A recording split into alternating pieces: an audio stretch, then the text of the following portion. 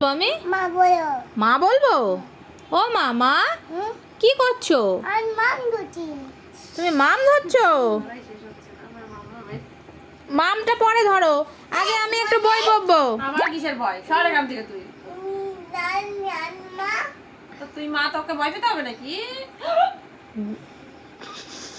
এই এই এই এই এই মা তুমি মা তাই সবাইকে মেরে ফেলবা? হ্যাঁ, এই বলে তোর ভয় নেই? মা